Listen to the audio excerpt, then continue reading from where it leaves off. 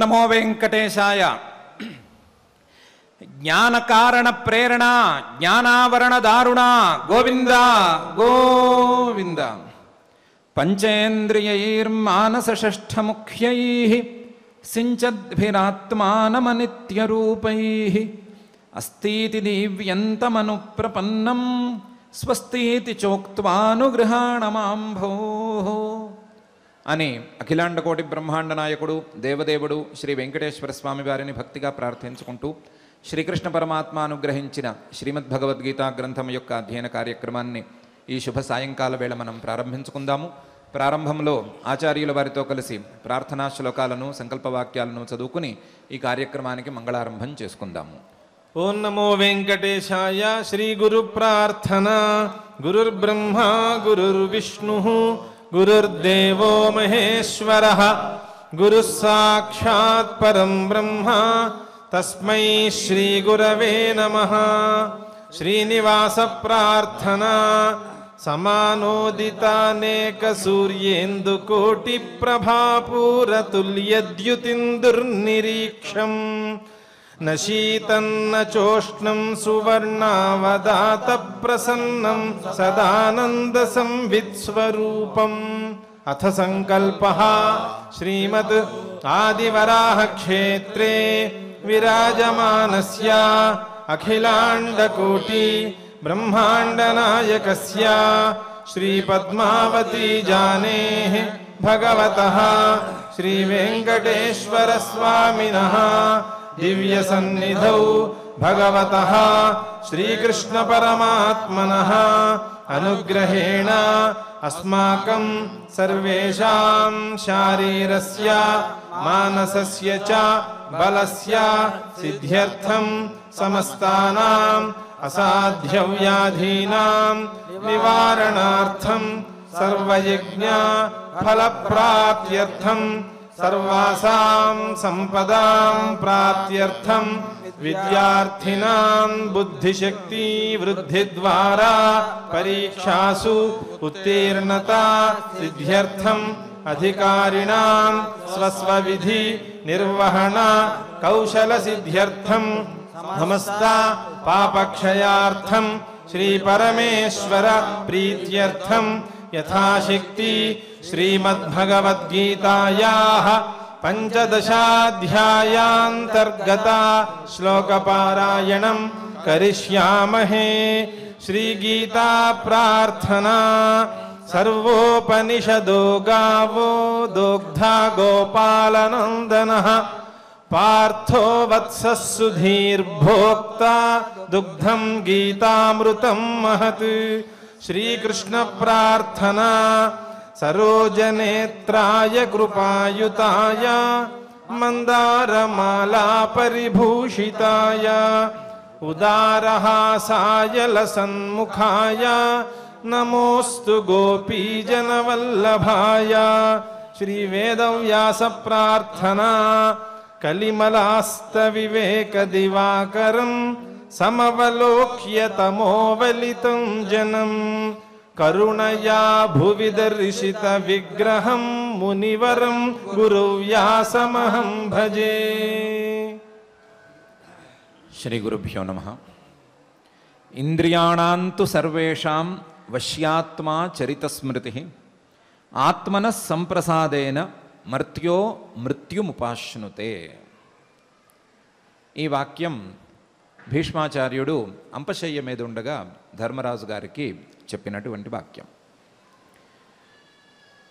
మరణాన్ని తప్పకుండా పొందాలి అని తెలిసినా సరే, మరణం తప్పనిసరి అని తెలిసిన తరువాత కూడా మానవుడు ఇంద్రియాలను, ఆ ఇంద్రియాల ద్వారా వచ్చేటువంటి సుఖాలను బాగా ఆశపడుతూ, ఇంద్రియాల ద్వారా వచ్చేటువంటి సుఖాలకు లోలుడై, ఇంద్రియాలకు కూడా వశంలోకి వెళ్ళిపోయే, ఇంద్రియాల వశంలోకి తాను వెళ్ళిపోయి, ఆ ఇంద్రియాలు చెప్పినట్టు నడుచుకుంటూ, ఆ ఇంద్రియాల ద్వారా తనకు తాను ఏదో చిన్న చిన్న తృప్తులను సంపాదిస్తున్నాను అని అనుకుంటూ, చిన్న చిన్న తృప్తులను సంపాదించుకుంటూ చివరికి ఆ మరణానికే దగ్గరైపోతూ ఉంటాడు.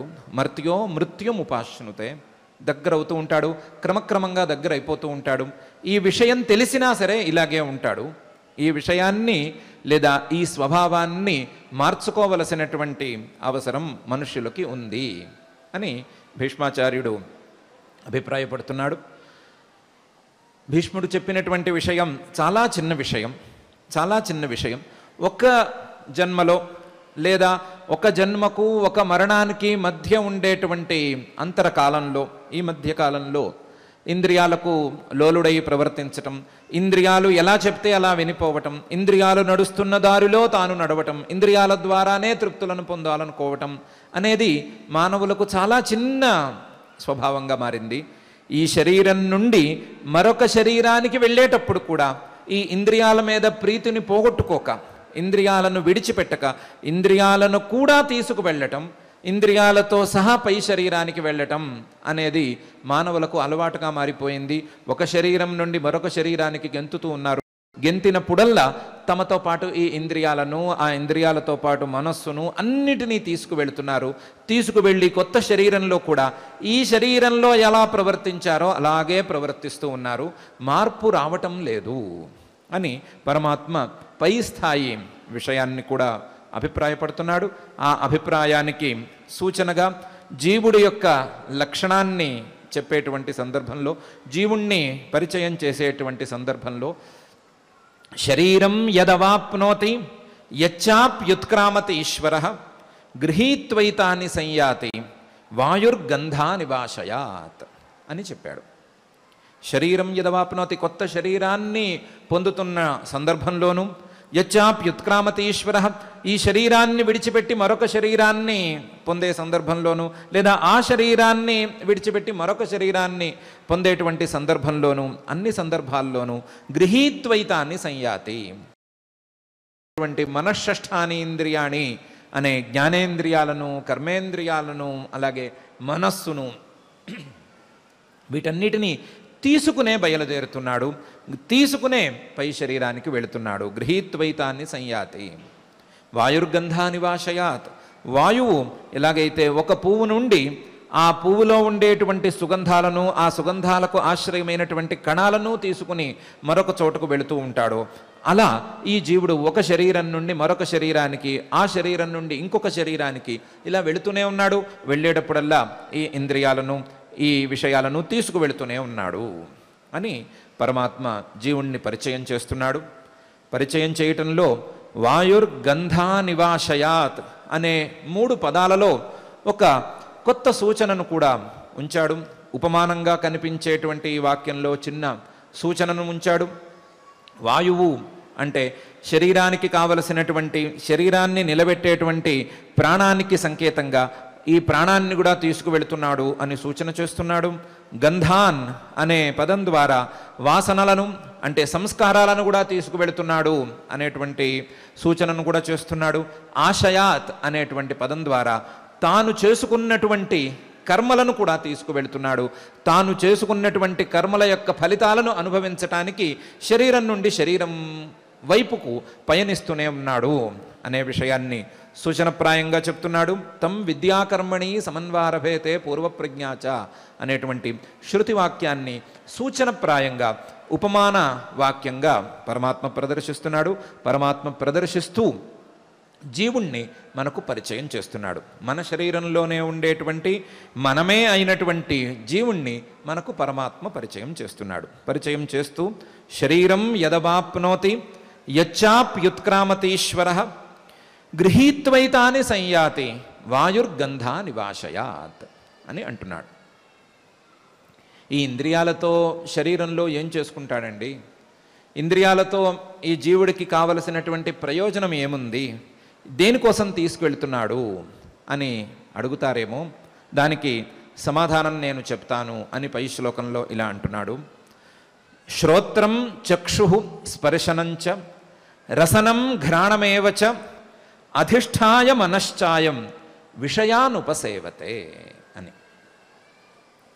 ఈ జీవుడు ఒక్కొక్క శరీరంలోనూ ఇంద్రియాలను తీసుకువెళ్ళి ఆ శరీరంలో తాను ఉండి, ఆ శరీరంలో ఉండేటువంటి ప్రతి ఇంద్రియాన్ని ఆశ్రయించుకుని లేదా ప్రతి ఇంద్రియాన్ని ప్రేరణ చేసి ఆ ఇంద్రియాలతో ఏదో ఒక విషయాన్ని, బయట ఉండేటువంటి వస్తువులను లోపలకు తీసుకుని ఏదో విధంగా తృప్తి పడదామని ప్రయత్నం చేస్తున్నాడు అని పరమాత్మ యొక్క వాక్యసారం. దాన్ని ఏ విధంగా పరమాత్మ చెప్తున్నాడు? శ్రోత్రం, మనకు తెలిసినటువంటి శ్రోత్రేంద్రియం, చక్షు, చక్షురింద్రియం, స్పర్శనం, త్వగింద్రియం, రసనం, నాలుక మీద ఉండేటువంటి రసనేంద్రియం, నాలుక మీద మనకు రుచిని తెలిపేటువంటి రసనేంద్రియం, ఘ్రాణమేవచ, మనం వాసన పీల్చేటువంటి ఘ్రాణేంద్రియం. ఈ 5 ఇంద్రియాలను ఈ జీవుడు అధిష్ఠాయ, వీటిని అదుపులో ఉంచుకున్నాను అని అనుకుంటూ, వీటిని ఆశ్రయించుకుని లేదా వీటిని ప్రేరణ చేస్తూ, మనశ్చ, వీటన్నిటికీ నాయక స్థానంలో ఉండేటువంటి మనస్సును కూడా వశంలో ఉంచుకున్నానని అనుకుంటూ లేదా దాన్ని ఆశ్రయించుకుంటూ దాన్ని ప్రేరణ చేస్తూ, విషయానుపసేవతే, విషయాలను, బయట ఉండేటువంటి వస్తువులను లోపలకు తీసుకుంటూ ఆ వస్తువులను సేవిస్తున్నాడు, వస్తువులను అనుభవిస్తున్నాడు, వస్తువుల ద్వారా జ్ఞానాల ద్వారా సుఖ దుఃఖాలను అనుభవిస్తూ ఉన్నాడు. అధిష్ఠాయ మనశ్చాయం విషయాన్ ఉపసేవతే, విషయాల ద్వారా తను సుఖ దుఃఖాలను అనుభవిస్తున్నానని అనుకుంటున్నాడు, కానీ చేస్తున్న పని మాత్రం ఆ విషయాలను సేవించుకుంటున్నాడు, విషయాలకు దగ్గరగా వెళ్ళటానికి ప్రయత్నం చేసుకుంటున్నాడు అని పరమాత్మ ఈ శ్లోకంలో అంటున్నాడు. అందులో శ్రోత్రం, మనం శబ్దాన్ని గ్రహించేటువంటి శ్రోత్రేంద్రియం, ఈ శ్రోత్రేంద్రియం ద్వారా శబ్దం అనేటువంటి బయట విషయాన్ని లోపలకు తీసుకుంటున్నాడు. చక్షు, చక్షురింద్రియం, రూపాన్ని మనకు తెలిపేటువంటి చక్షురింద్రియం, ఈ చక్షురింద్రియం ద్వారా బయట ఉండేటువంటి రూపాన్ని, ఆకారాన్ని లోపలకు తీసుకుంటున్నాడు. స్పర్శనం, త్వగింద్రియం, స్పర్శను తెలియజేసేటువంటి ఇంద్రియం, ఈ ఇంద్రియం ద్వారా బయట ఉండేటువంటి చల్లని లేదా వేడిగా ఉండేది, అటు చల్లగా కాక ఇటు వేడిగా కాక ఉండేటువంటి స్పర్శలను, శీతోష్ణ అనుష్ణాశీత స్పర్శలను లోపలికి తీసుకుంటున్నాడు. బయట ఉండేటువంటి స్పర్శలన్నిటినీ లోపలకు తీసుకుంటున్నాడు. అలాగే రసనం, మన నాలుక మీద ఉండేటువంటి రసనేంద్రియం ద్వారా బయట ఉండేటువంటి రుచులను లోపలకు తీసుకుంటున్నాడు. ఘ్రాణం, ముక్కులో ఉండేటువంటి ఘ్రాణేంద్రియం అనేటువంటి ఇంద్రియం ద్వారా బయట ఉండేటువంటి వాసనలను, గంధాలను, మంచి వాసనైనా లేదా చెడు వాసనైనా సరే 2 రకాల వాసనలను బయట ఉండే వాటిని లోపలకు తీసుకుంటున్నాడు. దానికి తగ్గట్లుగా ఏమి చేస్తున్నాడు అంటే అధిష్ఠాయ, ఆయా ఇంద్రియాలను ప్రేరణ చేస్తున్నాడు. అలా ఆయా ఇంద్రియాలు విషయాలను తీసుకువచ్చేటట్లుగా చూసుకుంటున్నాడు. ఆయా ఇంద్రియాలు విషయాలను లోపలకు తెచ్చేటట్లు ఏం చేయాలో అది చేసుకుంటున్నాడు. విషయాన్ ఉపసేవతే, ఆ విషయాన్ ఉపసేవతేకి తగ్గట్లుగా అధిష్ఠాయ అనే క్రియను చేస్తున్నాడు. ఈ ఇంద్రియాలు సాక్షాత్తుగా జీవుడు చెప్తే జీవుడి మాట కూడా వినే పరిస్థితిలో లేవు. అవి స్వతంత్రంగా ఉన్నట్లుగా ఉంటున్నాయి, లేదా వాటి ఇష్టం వచ్చినట్టు అవి సంచరించేటువంటి స్వభావాన్ని కలిగి ఉన్నాయి. అందువలన వీటన్నిటినీ నియంత్రించటానికి ఎప్పుడు ఏ ఇంద్రియం బయటకు వెళ్ళాలి, ఏ ఇంద్రియం ద్వారా బయట నుండి విషయాలు లోపలికి రావాలి అనే నిర్ణయం చేసేందుకు వీటన్నిటికీ నాయకుడుగా మనస్సు అనేటువంటి ఇంద్రియాన్ని కూడా ఉంచుకున్నాడు. ఆ మనస్సును కూడా ప్రేరణ చేసి నీవు ఈ ఇంద్రియం ద్వారా ఈ విషయాన్ని లోపలికి తీసుకురా అని ప్రేరేపించి మనస్సును కూడా కొన్ని సందర్భాలలో మనస్సుతో కావలసినటువంటి పనులను కూడా చేయించుకుంటూ బయట ఉండేటువంటి విషయాలను లోపలకు తీసుకుంటున్నాడు. లోపల కొత్త కొత్త విషయాలను కనిపెడుతున్నాడు. రకరకాలుగా విషయాన్ ఉపసేవతే, విషయాలను అనుభవిస్తున్నాడు. అనుభవిస్తూ వాటి ద్వారా వచ్చేటువంటి సుఖ దుఃఖాలతో తృప్తి చెందుతున్నాను అని అనుకుంటున్నాడు అని పరమాత్మ ఈ శ్లోకంలో చెప్తున్నాడు. ఇందులో చెప్పాల్సిందేముంది, కొత్తదనం ఏముంది? ఇది అందరికీ తెలిసిన విషయమే కదా. శ్రోత్రేంద్రియంతో శబ్దం తెలుస్తోంది అని కానీ ప్రత్యేకించి చెప్పాలా? లేదా ఇంకో ఇంద్రియంతో ఇంకో రూపమో మరొకటో విషయం తెలుస్తోంది అని చెప్పాలా? ఎవరి వారికి అనుభవంలో ఉన్నదే కదా. కాబట్టి కొత్తగా ఈ శ్లోకంలో పరమాత్మ చెప్తున్నది ఏమిటి అనే సందేహం రావచ్చు. ఆ సందేహం తీర్చటానికి ఈ శ్లోకంలో పరమాత్మ తాను చెప్పదలుచుకున్నటువంటి విషయాన్ని ప్రధానంగా మనసులోకి గుచ్చేటట్లు చెప్పటానికి అధిష్ఠాయ అనేటువంటి పదాన్ని వాడాడు. అధిష్ఠాయ మనశ్చాయం విషయానుపసేవతే అనేటువంటి చోట అధిష్ఠాయ అనే పదం వాడాడు. ఈ అధిష్ఠాయ అనే పదం వాడటం ద్వారా పరమాత్మ ఒక కొత్త విషయాన్ని మనకు పరిచయం చేస్తున్నాడు. ఏమని పరిచయం చేస్తున్నాడు? ఇంద్రియాలు విషయాల మీదకు మళ్ళటం, ఏదో ఒక వస్తువును లోపలికి తీసుకురావటం అనుభవంలో ఉన్నదే అంటున్నారు కదా. బాగానే ఉంది. దాన్ని గంధాయ ఘ్రాణం అని, అదో రసనాయ రసనం అని రకరకాల శృతివాక్యాలతో పోని పరిపుష్టం చేసుకుంటే చేసుకోవచ్చు. కానీ ఈ ఇంద్రియాలు ఎప్పుడు పనిచేస్తున్నాయి? ఎప్పుడు ఇవి బయటకు వెళ్ళి బయట ఉండేటువంటి విషయాలను లోపలకు తీసుకువస్తున్నాయి అని ఎవరైనా ఆలోచించుకున్నారా? దాన్ని సరిగ్గా గనక ఆలోచించుకుంటే, దాన్ని సరిగ్గా ఉపనిషద్ వాక్యాల ద్వారాను అలాగే ఉపనిషద్ మర్యాద ద్వారాను చక్కగా ఆలోచించుకుంటే ఇవన్నీ కూడా మనస్సు అనేటువంటి నాయకుడు పనిచేస్తున్నప్పుడు పనిచేస్తున్నాయి. మనస్సు సరి అయిన రీతిలో గనక ఆయా ఇంద్రియాలను ప్రేరేపిస్తే, ఆయా ఇంద్రియాలను నువ్వు ఇలాంటి విషయాన్ని లోపలికి తీసుకురా అని ప్రేరేపిస్తే ఆ ఇంద్రియం పనిచేసి లోపలికి విషయాన్ని తీసుకొచ్చి పెడుతోంది.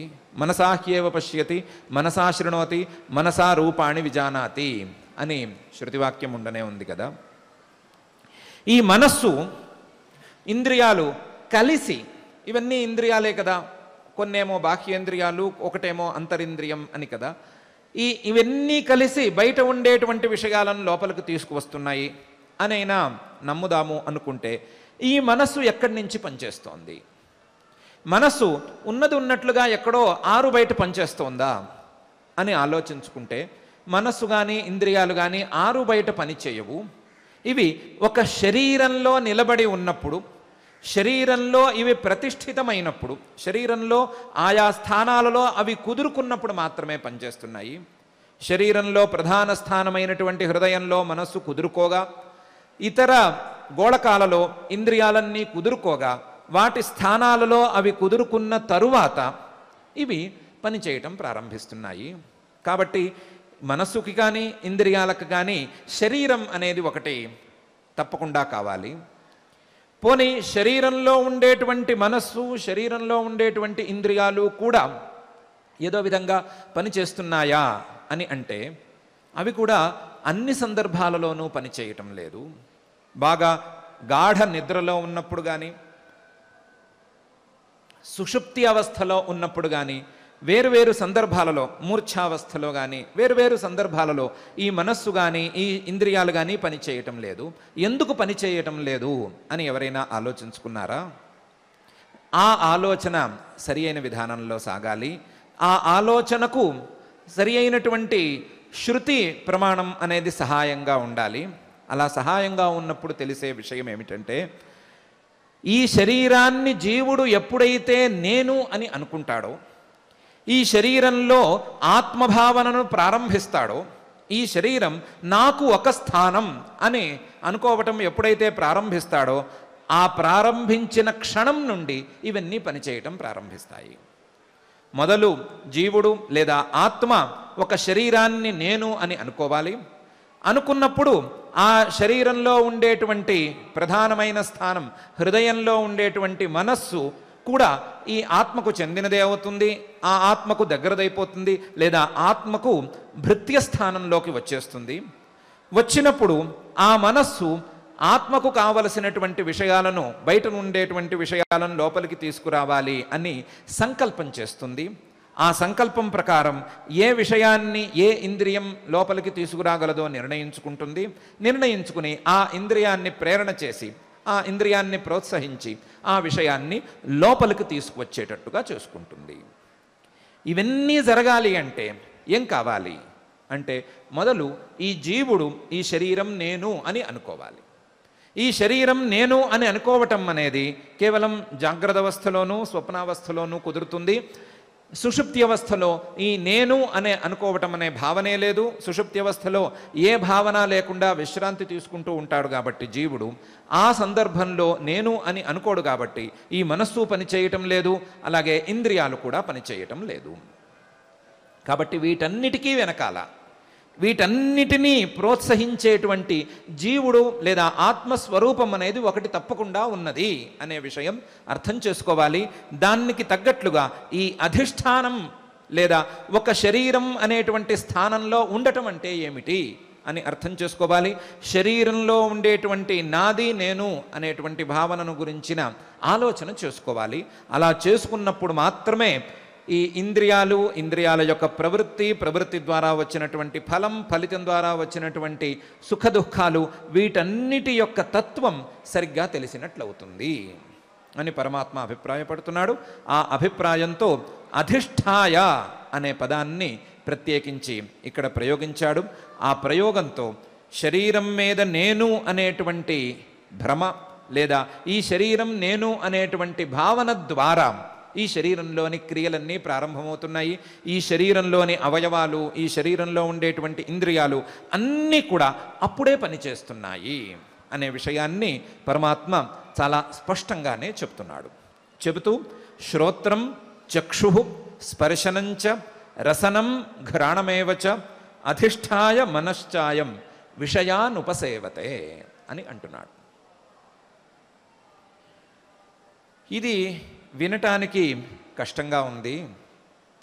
శరీరం ఓకే ఉంది, శరీరంలో ఇంద్రియాలు ఏవో పనిచేస్తున్నాయి కాబట్టి అవన్నీ కూడా ఉన్నాయి. మీరు చెప్పినటువంటి గోళకాలు వేరు ఇంద్రియాలు వేరు అనేదాన్ని మేము ఒప్పుకోకపోయినా ఏదో పని జరుగుతోంది కాబట్టి అవి కూడా ఉన్నాయని ఒప్పుకుందాం.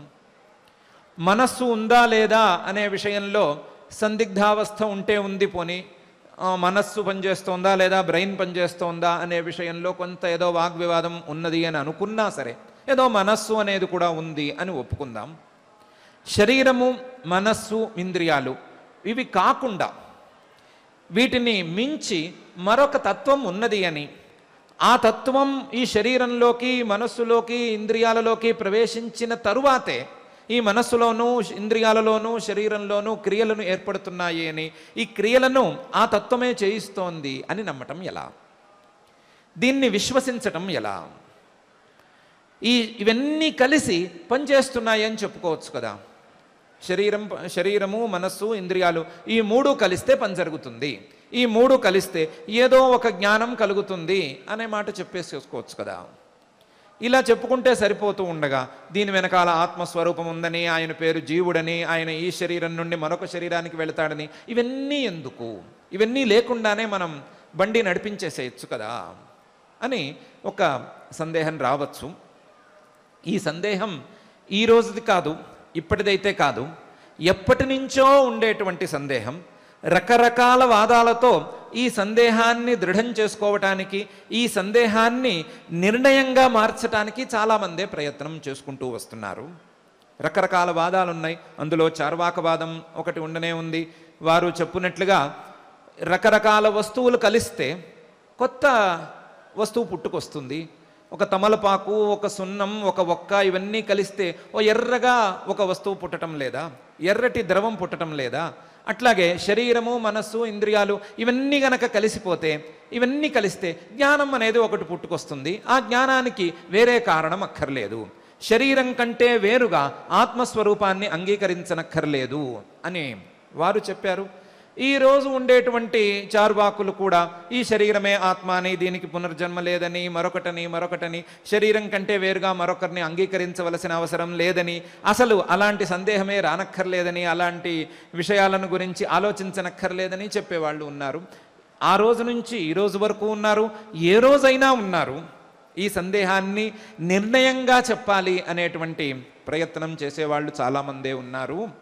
కానీ వాళ్ళు చేసేటువంటి నిర్ణయాలకు కానీ, వాళ్ళు చేసేటువంటి ప్రయత్నాలకు కానీ ఎవరు భ్రమలు పడకూడదు. భ్రమపడి అనవసరంగా ఈ జీవుడు లేడనో ఆత్మస్వరూపం లేదనో అనవసరమైన నిర్ణయానికి రానక్కర్లేదు. ఈ ఆత్మస్వరూపాన్ని అర్థం చేసుకోవటానికి నేను చెప్పేటువంటి, పరమాత్మ చెప్పేటువంటి ఉపనిషత్తుల నిర్ణయం లేదా ఉపనిషత్తుల యొక్క విచారణ రీతి సరి అయిన రీతి. ఆ రీతిలో గనక ఆలోచించుకుంటే ఆ విషయం తప్పకుండా అందుతుంది అని చెప్పటానికి పరమాత్మ పై శ్లోకంలో ఇలా అంటున్నాడు. ఉత్క్రామంతం స్థితం వాపి భుంజానం వా గుణాన్వితం విమూఢా నాను పశ్యంతి పశ్యంతి జ్ఞానచక్షుషః అని.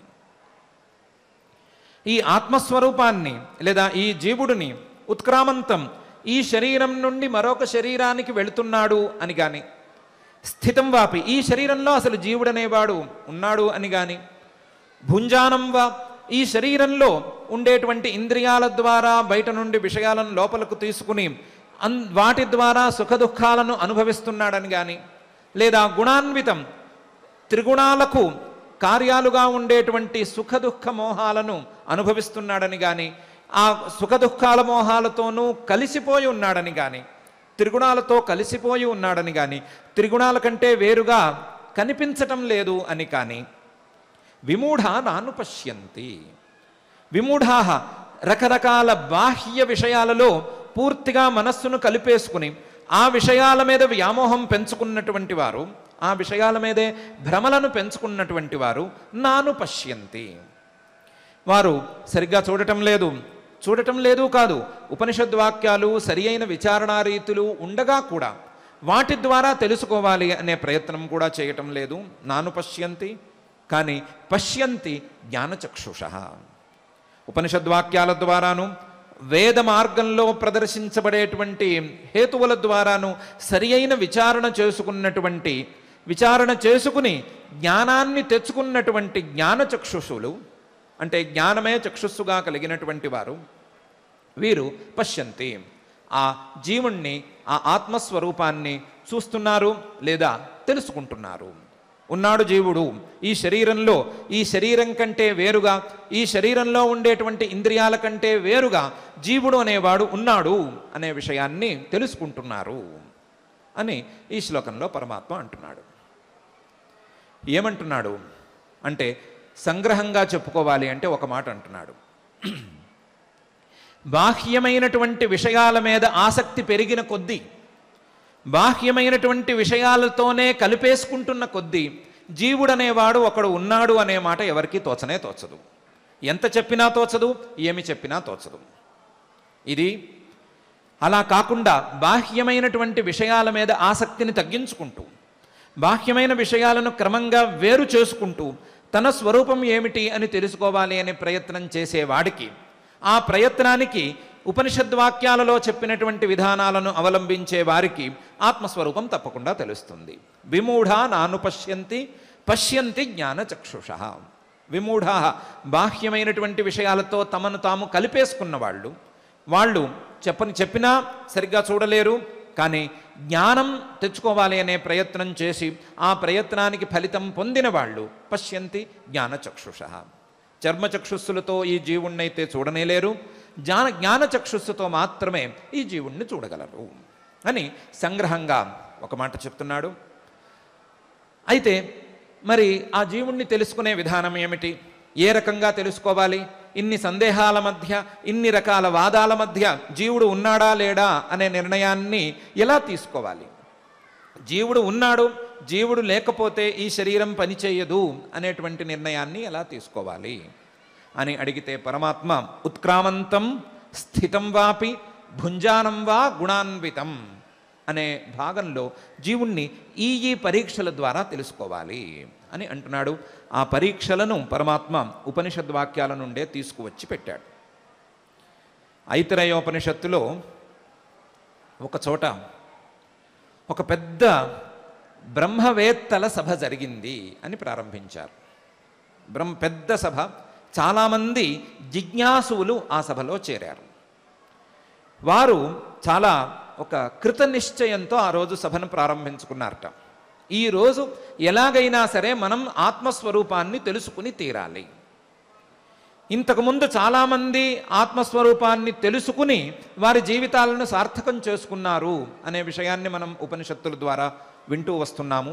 వామదేవ మహర్షి గారు ఇలాంటి పెద్దవాళ్ళు, మహానుభావులు అందరూ కూడా ఆత్మస్వరూపాన్ని తెలుసుకుని ఆ ఆత్మస్వరూపాన్ని తాము తెలుసుకున్న రీతిలో ఉపదేశాలు చేసినటువంటి వాక్యాలు కూడా చాలానే ప్రదర్శించారు అనేటువంటి విషయాన్ని కూడా వారు విన్నారు. విని మనం కూడా ఎలాగైనా సరే ఈరోజు ఆత్మస్వరూపం అంటే ఏంటి అనే సంగతి తేల్చేసుకోవాలి అని ఒక నిర్ణయం తీసుకున్నారు. ఆ నిర్ణయంతో సభ ప్రారంభించారు. అందరూ ఒకే ప్రశ్న వేస్తున్నారు. ఏమని ప్రశ్న వేస్తున్నారు? కోయమాత్మేతి వయం ఉపాస్మహే కతరస్స ఆత్మ అని ప్రశ్న వేసుకుంటున్నారు. ఆత్మ అంటే ఎవరు? కోయమాత్మేతి వయం ఉపాస్మహే. ఈ ఆత్మస్వరూపం కోసం, మన కోసం, లేదా మనలో ఉండేటువంటి జీవుడి కోసం మనం చాలా చేస్తున్నాం కదా, మన కోసం మనం ఏదో చాలా చేసుకుంటున్నాం కదా, ఆ నేను అంటే ఎవరు, లేదా ఆ మనం లోపల ఉండేటువంటి తత్వం ఏమిటి అని ఒకే ఒక ప్రశ్నను వేసుకున్నారు. కోయమాత్మేతి వయం ఉపాస్మహే. ఎన్నో రకాలైనటువంటి స్వరూపాలను మనం చూసుకుంటున్నాము. మన శరీరాన్ని చూస్తున్నాము, శరీరంలో ఉండేటువంటి ఇంద్రియాలను తెలుసుకుంటున్నాము, లేదా మనస్సు ఉంది అని అర్థం చేసుకుంటున్నాము, లేదా వేరు అవయవాలు ఉన్నాయని అర్థం చేసుకుంటున్నాము. వీటి మధ్యలో ఎవరు మన ఆత్మ? శరీరం ఆత్మన, లేదా ఇంద్రియాలు ఆత్మన, లేదా మనస్సులో మనసు ఆత్మన, లేదా ఆ లోపల ఉండేటువంటి బుద్ధి ఆత్మ, లేదా ఇంకా ఎవరైనా ఉన్నారా? కతరస్స ఆత్మ. ఎన్నో పదార్థాల మధ్య, ఎన్నో వస్తువుల మధ్య మన ఆత్మస్వరూపం ఏమిటి అని ఒకే ప్రశ్న వేసుకుంటూ వచ్చారు. వాళ్ళు ఒకసారి ఉపనిషద్వాక్యాలన్నిటినీ పరుచుకున్నారు. ఉపనిషద్వాక్యాలన్నీ పరుచుకుని మనం ఒక పరీక్షా విధానాన్ని నిర్ణయించుకోవాలి అని ఒక నిర్ణయానికి వచ్చారు. ఏమి నిర్ణయించుకోవాలి అంటే, ఈ శరీరంలో జరిగేటువంటి ప్రతి క్రియ ఎవరి కోసం? శరీరంలో రకరకాల క్రియలు జరుగుతున్నాయి. ఈ క్రియలన్నీ ఎవరి కోసం జరుగుతున్నాయి? శరీరం కొన్ని రకాల క్రియలు చేస్తోంది, శరీరంలో కొన్ని రకాల క్రియలు జరుగుతున్నాయి. ఈ క్రియలన్నీ కూడా ఎవరి కోసం అనేటువంటి పరీక్ష చేసుకోవాలి. ఎవరి కోసం అనేటువంటి ప్రశ్నకు సమాధానం గనక దొరికితే మనం దాన్ని ఆత్మస్వరూపంగా అంగీకరించేసేయాలి అని ప్రాథమికంగా నిర్ణయించుకున్నారు. నిర్ణయించుకుని వాళ్ళు ఒక ప్రశ్నావళిని తయారు చేసుకున్నారు. లేదా ప్రశ్న లేదా పరీక్షా విధానం, ఈ రెండిటికి తేడా లేనటువంటి ఒక విధానాన్ని తయారు చేసుకున్నారు. తయారు చేసుకుని ఏనవా పశ్యతి, ఏనవా శృణోతి, ఏనవా గంధానాజిఘ్రతి, ఏనవా వాచం వ్యాకరోతి, ఏనవా స్వాదుచ అస్వాదుచ విజానాతి అని ఒక లిస్ట్ తయారు చేసుకున్నారు. లిస్ట్ అవుట్ చేశారు. ఈ జరిగేటువంటి క్రియలు ఏమేమి ఉన్నాయి అంటే, గంధాన్ని, బయట ఉండేటువంటి వాసనను తెలుసుకోవటం, లేదా బయట ఉండేటువంటి రుచులను తెలుసుకోవటం, లేదా బయట ఉండేటువంటి స్పర్శలను, శీతోష్ణాదులను తెలుసుకోవటం, అలాగే బయట ఉండేటువంటి వస్తువుల గురించి చెప్పటం, ఇలా క్రియలన్నిటినీ ఒక లిస్ట్ కింద రాశారు. రాసి ఇవన్నీ ఎవరు చేస్తున్నారు అని ప్రశ్న వేసుకున్నారు. ఇవన్నీ ఎవరు చేస్తున్నారు? ఎవరి కోసం జరుగుతోంది? ఎవరు ఈ క్రియలను చేస్తున్నారు? ఎవరి కోసం, ఎవరి చేత ఈ క్రియలన్నీ జరుపబడుతున్నాయి అని ప్రశ్నావళిని తయారు చేసుకున్నారు. తయారు చేసుకుని ఈ ప్రశ్నకు సమాధానంగా ఒకవేళ మనస్సు అని నిర్ణయిద్దామా అని మధ్యలో ఒక పక్షాన్ని తీసుకొచ్చారు. యదేతద్ధృదయం మనశ్చైతత్ అని ఒక అవాంతర సమాధానాన్ని, మధ్యలో చెప్పుకునేటువంటి సమాధానాన్ని చెప్పుకున్నారు. యదేతద్ధృదయం, ఇవన్నీ మనస్సుతోనే కదా జరుగుతున్నాయి. మనసాహ్యేవ పశ్యతి, మనసా శృణోతి, మనసా నామాన్యభివ్యాహరతి అని ఉంది కదా. కాబట్టి మనస్సుతోనే అన్నీ జరుగుతున్నాయి కాబట్టి మనస్సునే ఆత్మ అని ఒప్పుకుందామా అని ఒకవైపు ఆలోచించారు. ఆలోచించి ఈ మనస్సు ఎక్కడి నుంచి వచ్చింది అనేటువంటి ఆలోచన చేసుకున్నారు. మనస్సు అనేది త్రిగుణాల రూపంగా మనకు కనిపిస్తోంది. అలాగే త్రిగుణాత్మకమైనటువంటి మూల ప్రకృతి ద్వారా వచ్చింది అనే విషయాన్ని మళ్ళీ శృతివాక్యాల ద్వారా తెలుసుకున్నారు. తన్మనః అకురుత అనే శృతివాక్యాన్ని కూడా ఒకసారి మనసులో ఉంచుకున్నారు. ఉంచుకుని ఈ మనస్సు ఆత్మస్వరూపం అవ్వటానికి వీలు లేదు, ఇందులో కూడా త్రిగుణాల యొక్క ప్రభావం ఉంది.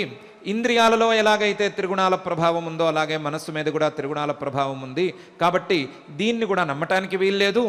ఇది కాక ప్రజ్ఞయా వాచం సమారుహ్య వాచా సర్వాణి నామాన్యభివ్యాహరతి, ప్రజ్ఞయా చక్షుస్సమాహృత్య చక్షుషా సర్వాణి రూపాణి పశ్యతి అనే శృతివాక్యం ఉంది.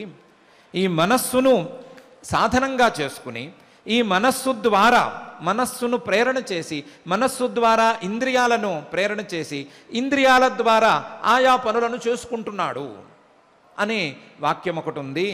ఎవరు చేసుకుంటున్నారు అని అక్కడ స్పష్టంగా లేదు. కాకపోతే స్పష్టత ఒక అంశంలో ఉంది. ప్రజ్ఞయా వాచం సమారుహ్య, ప్రజ్ఞ అనేటువంటి సాధనాన్ని లేదా మనస్సు అనేటువంటి సాధనాన్ని తీసుకుని ఆ సాధనంతో ఈ పనులన్నీ చేస్తున్నాడు అని ఉంది. ఎవరికో ఈ ప్రజ్ఞ కూడా సాధనమే. ఈ ప్రజ్ఞ లేదా ఈ మనస్సు, ఈ బుద్ధి, ఇవన్నీ కూడా లోపల ఉండేటువంటి ఆ తత్వానికి సాధనాలుగానే ఉపయోగపడుతున్నాయి, కానీ తత్వం కావటానికి వీలు లేదు. లోపల ఉండాల్సిన ఎవరి కోసమైతే ప్రక్రియలన్నీ ప్రారంభమైనాయో అటువంటి తత్వం ఈ మనస్సు కావటానికి వీలు లేదు.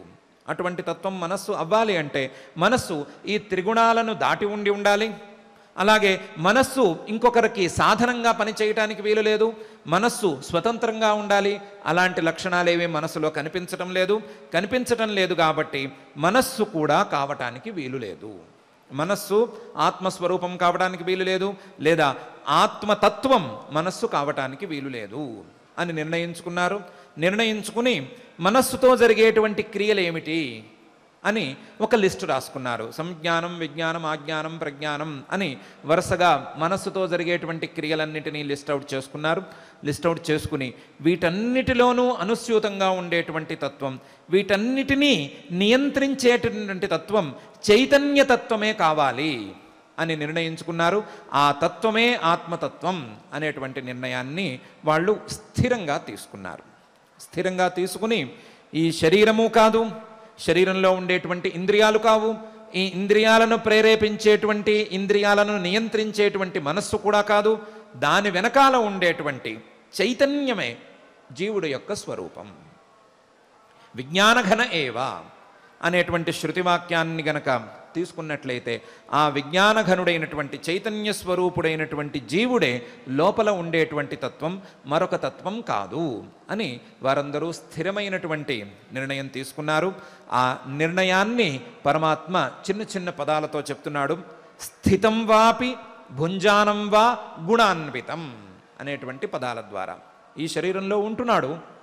భుంజానం వేరు ఇంద్రియాలతో జరిగేటువంటి క్రియల ఫలితాలను అనుభవిస్తున్నాడు, లేదా మనస్సుతో జరిగేటువంటి క్రియల యొక్క ఫలితాలను అనుభవిస్తున్నాడు.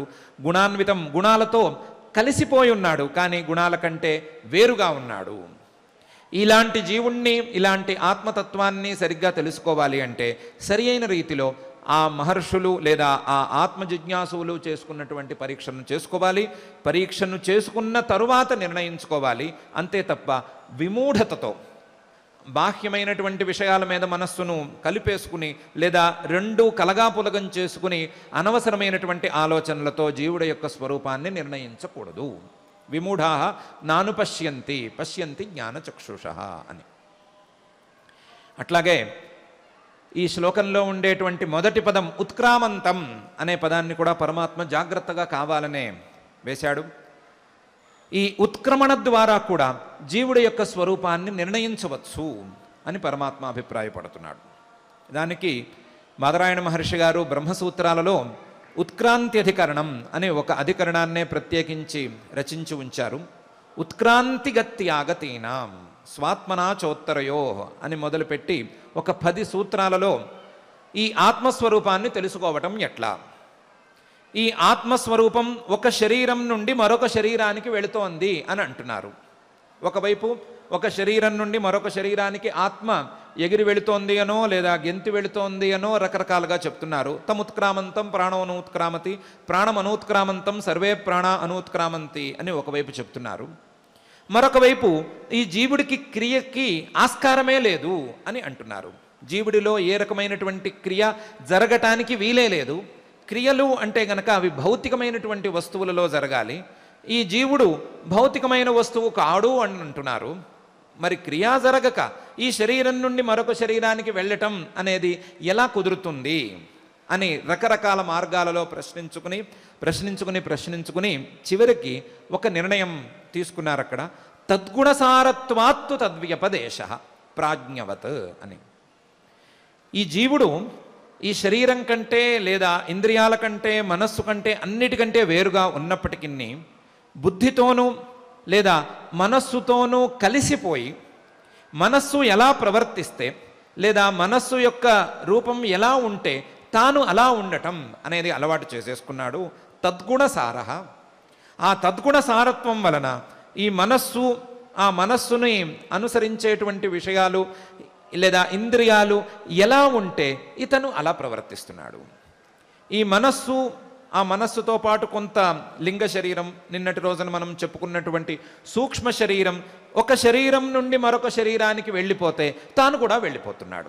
దాంతో కలిసిపోయాడు కాబట్టి, దానితో మమేకతను పొందాడు కాబట్టి, ఏకమైపోయాడు కాబట్టి అది కదిలినప్పుడు తాను కూడా కదిలి వెళ్ళిపోతున్నాడు. అది ఒక శరీరంలో కాసేపు స్థిరంగా ఉంటే తాను కూడా స్థిరంగా ఉంటున్నాడు. అంతే తప్ప తాను ఎక్కడికి కదలటం లేదు, తాను ఎక్కడా స్థిరంగా ఉండటం లేదు. తన స్వరూపాన్ని ఏ దశలోనూ కోల్పోన అవసరం లేనప్పటికీ, తన యొక్క వాస్తవ విజ్ఞాన స్వరూపం అలాగే ఉన్నప్పటికీ తన యొక్క భ్రమల ద్వారా, తన యొక్క ఐక్య భ్రమ ద్వారా, మనస్సుతోనూ ఈ ప్రాణాలతోనూ సూక్ష్మ శరీరంతోనూ ఉండేటువంటి భ్రమ ద్వారా ఒక శరీరం నుండి మరొక శరీరానికి వెళుతున్నాడు. ఒక శరీరం నుండి మరొక శరీరానికి వెళ్ళటం అంటే జీవుడి యొక్క ఆశ్రయమైనటువంటి లింగ శరీరం లేదా సూక్ష్మ శరీరం ఒక శరీరం నుండి మరొక శరీరానికి వెళ్ళటమే. జీవుడి యొక్క మనస్సు లేదా ఇంద్రియాలు ఒక శరీరం నుండి మరొక శరీరానికి వెళ్ళటమే అనే విషయాన్ని ఆ అధికరణంలో స్థిరంగా నిర్ణయించి చెప్పారు. దానికి తగ్గట్లుగా బుద్ధేర్గుణేన ఆత్మగుణైన చైవ హరాగ్రమాత్రో హ్యవరోపి దృష్ట అనే శృతివాక్యాలను, ఇంకా చాలా శృతివాక్యాలను ఉదహరించుకున్నారు, విచారించి నిర్ణయాన్ని తీసుకున్నారు. ఆ నిర్ణయాన్ని సూచించటం కోసం, ఆ విచారణ రీతిని సరి అయిన రీతిలో అర్థం చేసుకోవటం కోసం ఉత్క్రమణ అంటే ఏంటి, ఒక శరీరం నుండి మరొక శరీరానికి వెళ్ళటం అంటే ఏమిటి, జీవుడిలో ఈ క్రియ ఎలా కుదురుతుంది, ఆ క్రియ కుదరటాన్ని బట్టి జీవుణ్ణి ఎలా నిర్ణయించుకోవచ్చు అనే విషయాలన్నీ గుచ్చుతూ పరమాత్మ ఉత్క్రామంతం అనేటువంటి పదాన్ని కూడా వాడుతున్నాడు. వాడుతూ ఉత్క్రామంతం స్థితం వాపి భుంజానం వా గుణాన్వితం విమూఢా నాను పశ్యంతి జ్ఞానచక్షుష అని అంటున్నాడు. అంటూ ఈ శరీరంలో జరిగేటువంటి ప్రతిక్రియ, అది ఇంద్రియాల ద్వారా లేదా మనస్సు ద్వారా, బుద్ధి ద్వారా, వేరే అవయవాల ద్వారా, ఏ ద్వారా జరిగినటువంటి క్రియ అయినా సరే కేవలం ఆ జీవుడి యొక్క స్వరూపం కోసమే. జీవుడి స్వరూపం ఈ శరీరంలో ఉన్నంత వరకు, ఈ శరీరంలో నేను అనే భావన జీవుడికి ఉన్నంత వరకు ఇవన్నీ పనిచేస్తూ ఉంటాయి. ఇవన్నీ పనిచేయటానికి వెనకాల జీవుడు అనేవాడు తప్పకుండా ఉన్నాడు. ఈ జీవుడు ఈ శరీరం నుండి మరొక శరీరానికి ఇంతకుముందు చెప్పినటువంటి విధానంలోనే వెళ్ళినప్పుడు కొత్త శరీరంలో ఈ ప్రక్రియలన్నీ ప్రారంభమవుతాయి. పాత శరీరంలో ఈ క్రియలన్నీ పూర్తిగా అడుగంటిపోతాయి. ఎందుకు పనికిరానిదిగా ఈ శరీరం తయారైపోతుంది. శరీరానికి విలువ లేదు, అలాగే ఇంద్రియాలకు లేదా మనస్సుకు విలువ లేదు. వీటన్నిటినీ వెనకాల ఉండి నడిపించేటువంటి, కనిపించకుండా నడిపించేటువంటి కనిపించాలి అని అనిపించనటువంటి జీవుడు ప్రధానమైనటువంటి తత్వం. ఆ జీవుణ్ణి తెలుసుకోవటమే పరమార్థ తత్వం అని పరమాత్మ అభిప్రాయపడుతున్నాడు. ఆ అభిప్రాయంతో ఉత్క్రామంతం స్థితం వాపి భుంజానం వా గుణాన్వితం విమూఢా నాను పశ్యంతి జ్ఞానచక్షుష అని అంటున్నాడు. మనమైతే పరమాత్మ చెప్పినటువంటి విషయాన్ని మనం లేశమాత్రంగా అర్థం చేసుకున్నా చాలు అని ఒక నిర్ణయం తీసుకుందాం. తీసుకునేటప్పుడు జీవుడు అనేవాడు ఒకడు ఉన్నాడు. ఆ జీవుడి యొక్క ప్రేరణతోనే మన శరీరం మొత్తం పనిచేస్తోంది అనేటువంటి ఒక ప్రధానమైన నిర్ణయాన్ని సూత్రప్రాయంగానైనా మనం ఈరోజు తీసుకుందాం. జీవుడు లేడు లేదా ఆత్మ లేదు, గుడ్డు లేదు అనేటువంటి పిచ్చి పిచ్చి మాటలకైతే మనం ఆ జోలికి పోవద్దు. జీవుడు అనేవాడు ఉన్నాడు. ఈ జీవుడు కొంత ఈ శరీరంలో ఉండి మరి కొంతసేపు వేరే శరీరంలో ఉండటానికి ప్రయత్నం చేస్తూ ఉంటాడు. ఒక శరీరం నుండి మరొక శరీరానికి వెళ్ళటం అనేది ఈ జీవుడి యొక్క తాత్కాలిక స్వభావంగా మారింది అనే విషయాన్ని మనం నిర్ణయించుకుందాం, లేదా దృఢంగా నిర్ణయించుకుని ఈ జీవుడి తత్వం ఏమిటి, ఈ జీవుడి తత్వానికి పరమాత్మ తత్వానికి ఉండేటువంటి సంబంధం ఏమిటి లాంటి విషయాలను తెలుసుకోవాలి అని పైపైన తెలుసుకునేందుకు మనం ప్రయత్నం చేసుకుందాం.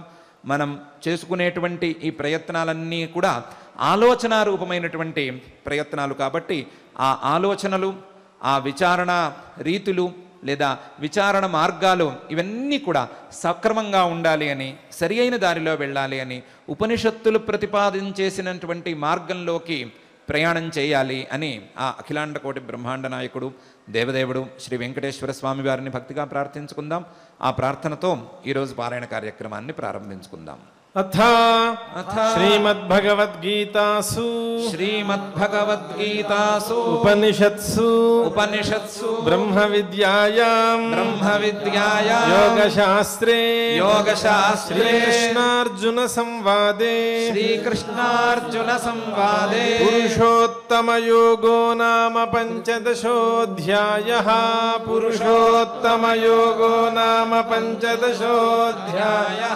శ్రీభగవానువాచ ఊర్ధ్వమూలమధశాఖం అశ్వత్థం ప్రాహురవ్యయం ఛందాంసి యస్య పర్ణాని యస్తం వేద స వేదవిత్ అధశ్చోర్ధ్వం ప్రసృతాస్తస్య శాఖాః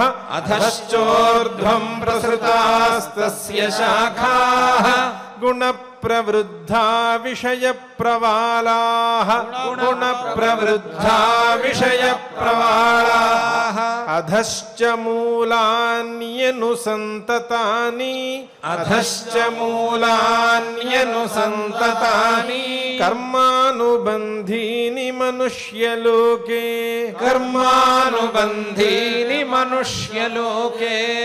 న రూపమస్యేహ తథోపలభ్యతే నాంతో న చాదిర్న చ సంప్రతిష్ఠా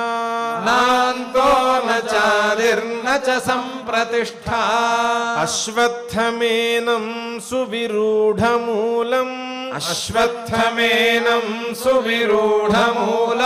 అసంగశస్త్రేణ దృఢేన చిత్వా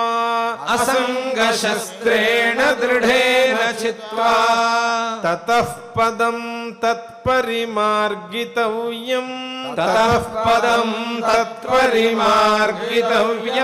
యస్మిన్ గతా న నివర్తంతి భూయః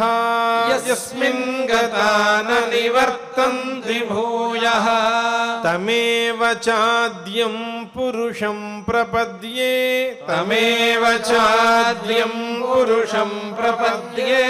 యతః ప్రవృత్తిః ప్రసృతా పురాణీ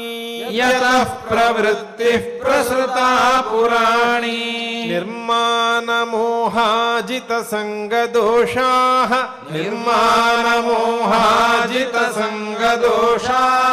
అధ్యాత్మనిత్యా వినివృత్తకామాః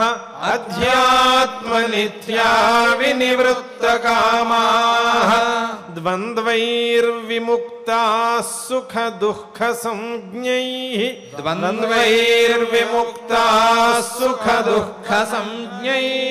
గచ్చన్త్యమూఢాః పదమవ్యయం తత్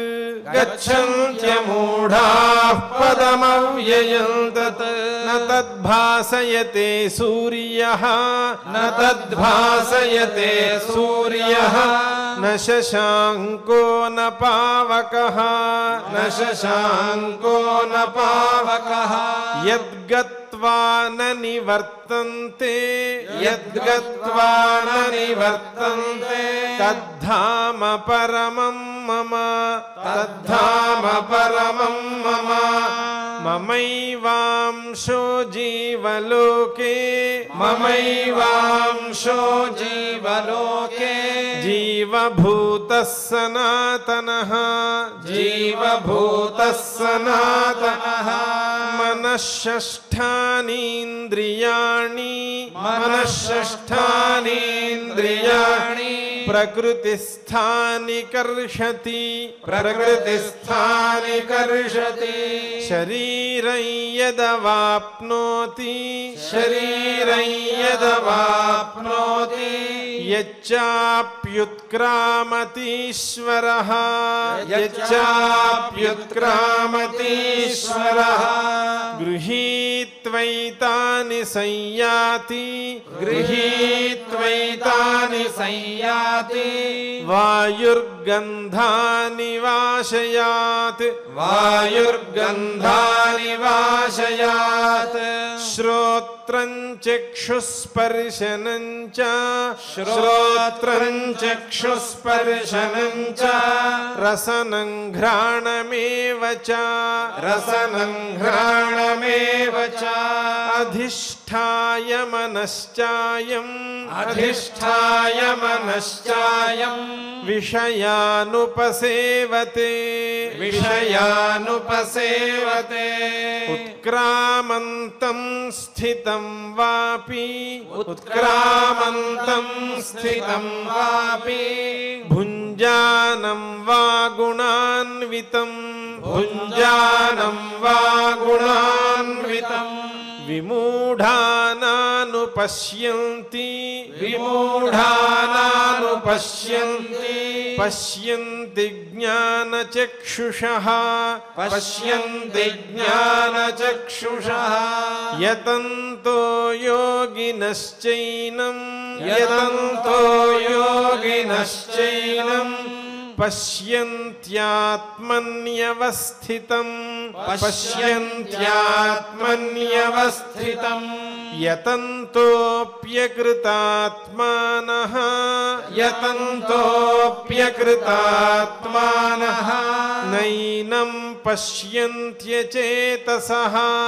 नैनं पश्यन्त्यचेतसः यदादित्यगतं तेजः यदादित्यगतं तेजः जगद्भासयतेऽखिलम् जगद्भासयतेऽखिलम् यच्चन्द्रमसि यच्चाग्नौ यच्चन्द्रमसि यच्चाग्नौ तत्तेजो विद्धि मामकम् तत्तेजो विद्धि मामकम् गामाविश्य च भूतानि गामाविश्य च भूतानि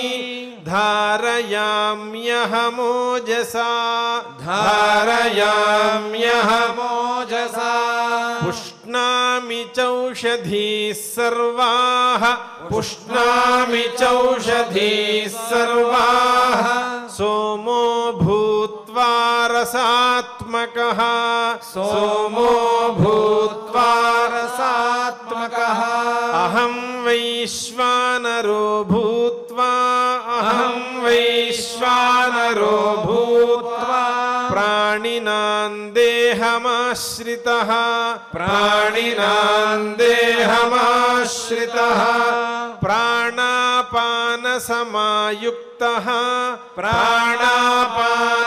प्राणापानसमायुक्तः पचाम्यन्नं चतुर्विधं पचाम्यन्नं चतुर्विधं सर्वस्य चाहं हृदि सन्निविष्टः सर्वस्य चाहं हृदि सन्निविष्टः मत्तस्मृतिर्ज्ञानमपोहनं च मत्तस्मृतिर्ज्ञानमपोहनं च वेदैश्च सर्वैरहमेव वेद्यः वेदैश्च सर्वैरहमेव वेद्यः वेदान्तकृद्वेदविदेव चाहं वेदान्तकृद्वेदविदेव चाहं द्वाविमौ पुरुषौ लोके द्वाविमौ पुरुषौ लोके क्षरश्चाक्षर एव च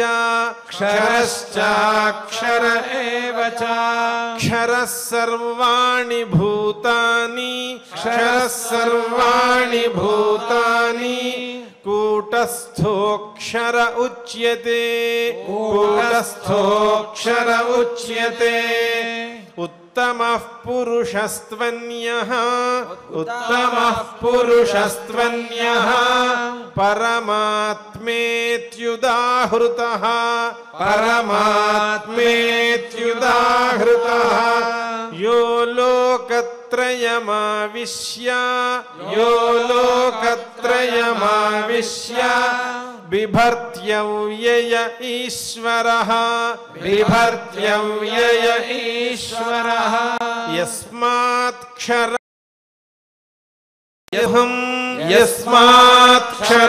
यस्मात्क्षरमतीतोऽहम् अक्षरादपि चोत्तमः अक्षरादपि चोत्तमः अतोऽस्मि लोके वेदे च अतोऽस्मि लोके वेदे च प्रथितः पुरुषोत्तमः प्रथितः पुरुषोत्तमः यो मामेवमसम्मूढः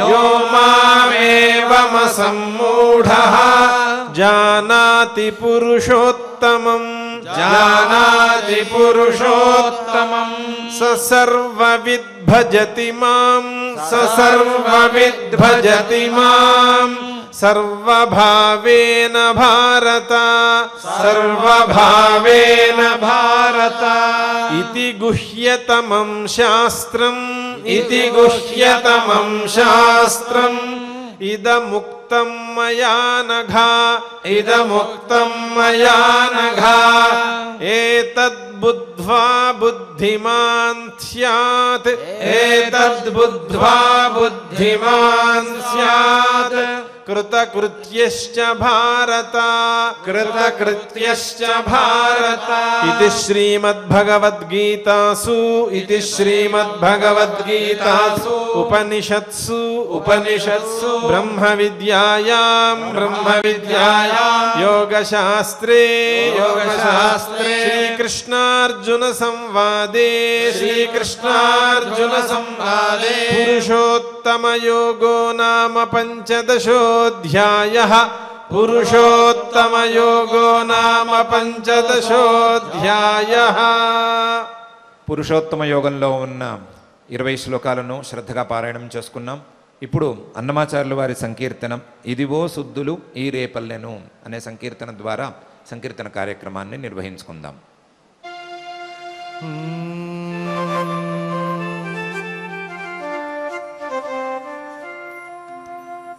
ఇదివో శుద్ధులు ఈ రేపల్లెను కదిసేందరివి గైకొనవయ్యా ఇదివో శుద్ధులు ఈ రేపల్లెను కదిసేందరివి గైకొనవయ్యా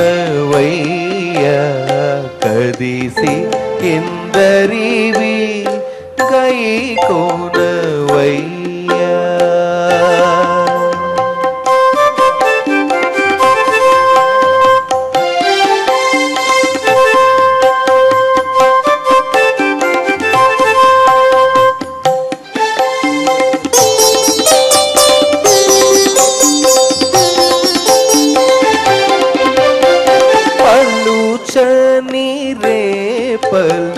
పగటులు నెరపుచు సొలసి నిన్నొకతే చూచేనట పలుచని రేపల పగటులు నెరపుచు సొలసి నిన్నొకతే చూచేనట తళుకుల కోళ్ళ దండేమీటి అదే పలికి నిన్నొకతే పాడేనట తళుకుల కోళ్ళ దండేమీటి అదే పలికి నిన్నొకతే పాడేనట ఇదివో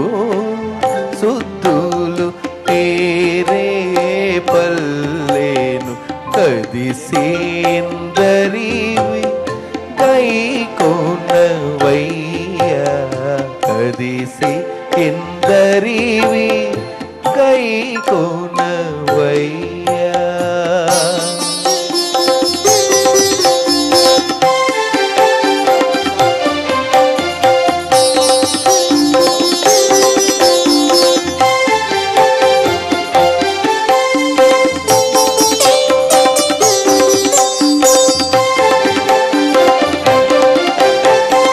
చనవులు నేరపుచ్చు సన్నసేయుచును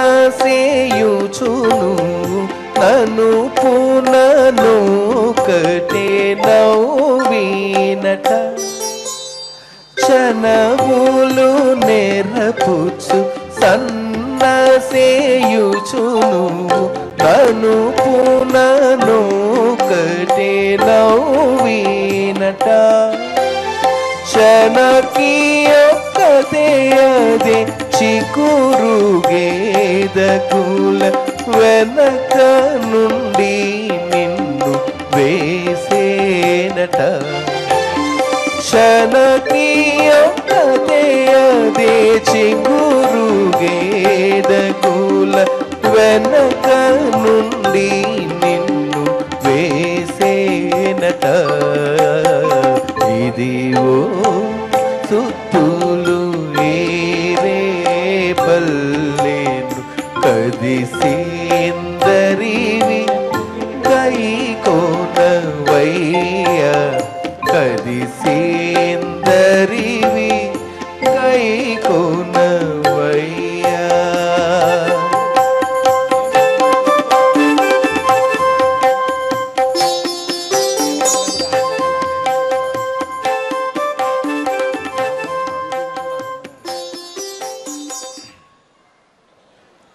సంకీర్తన కార్యక్రమం పూర్తయిన తరువాత ఆచార్యుల వారితో కలిసి మంగళ శ్లోకాలను చదువుకుని ఈ కార్యక్రమాన్ని మంగళాంతంగా సమాప్తి చేసుకుందాం. యత్ర యోగేశ్వరః కృష్ణో యత్ర పార్థో ధనుర్ధరః తత్ర శ్రీర్విజయో భూతిర్ధ్రువా నీతిర్మతిర్మమ అథ క్షమా ప్రార్థనా యదక్షరపదభ్రష్టం మాత్రాహీనం చ యద్భవేత్ తత్సర్వం క్షమ్యతాం దేవ నారాయణ నమోऽस्तुते. అథ భగవత్సమర్పణం కాయేన వాచా మనసేంద్రియైర్వా బుద్ధ్యాత్మనా వా ప్రకృతే స్వభావాత్ కరోమి యద్యత్ సకలం పరస్మై నారాయణాయేతి సమర్పయామి. అథ లోకక్షేమ ప్రార్థనా సర్వే భవంతు సుఖినః సర్వే సంతు నిరామయాః సర్వే భద్రాణి పశ్యంతు మా కశ్చిద్ దుఃఖభాగ్ భవేత్. అథ మంగళం శ్రియః కాంతాయ కళ్యాణ నిధయే నిధయేర్థినాం శ్రీవేంకట నివాసాయ శ్రీనివాసాయ మంగళం. ఓం నమో